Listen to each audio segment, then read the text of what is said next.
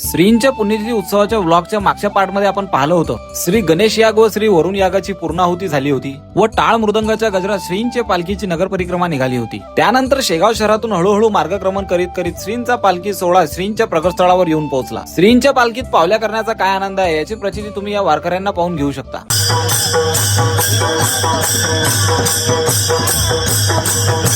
त्यानंतर श्रींचा पालखी सोहळा श्री मंदिराच्या पश्चिम प्रवेशद्वारावर येऊन पोहोचला। मंदिरात प्रवेश केल्यावर झळझळीत सोनं सळा कळस दिसतो सोजवळा बरवे बरवे पंढरपूर विठोबा रायाचे नगर हे माहेर संतांचे नामया स्वामी केशवाचे असा सुंदर अभंग म्हणण्यात आला। त्यानंतर मंदिराच्या आतमध्ये केल्या जाणाऱ्या या पावलीने सर्व भाविक भक्तांचे मन वेधून घेतले।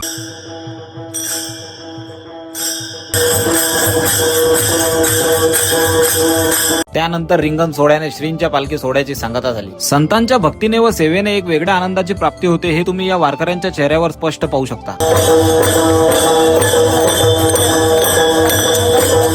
त्यानंतर रात्री 8 ते 10 या वेळेत महाराष्ट्रातील सुप्रसिद्ध कीर्तनकार हरिभक्ती परायण बाळूबुवा गिरगावकर यांचे सुंदर हरिकीर्तन आयोजित करण्यात आले होते। कीर्तनाकरिता घेतलेला अभंग काय सांगू आता संतांचे उपकार मज निरंतर जागविती काय द्यावे त्यासी व्हावे उतराई ठेविता हा पायी जीव थोडा सहज बोलणे हित उपदेश करूनी सहायच शिकविती तुका म्हणे वत्स धेनुवेचे चिती तैसे मज येती सांभाळीत। त्यानंतर श्रींच्या मंदिरात दहीहंडी व गोपालकाला कशा प्रकारे पार पडला व रात्रभर भक्तांच्या दर्शनाकरिता बाहेर उभी असलेली पालखी मंदिराच्या आतमध्ये कशा प्रकारे नेण्यात आली हे आपण नेक्स्ट पार्ट मध्ये पाहू। हा व्हिडिओ तुम्हाला कसा वाटला हे मला कमेंट मध्ये नक्की सांगा। भेटू पुढच्या पार्ट मध्ये, तेव्हापर्यंत सप्रेम जय गजानन माऊली।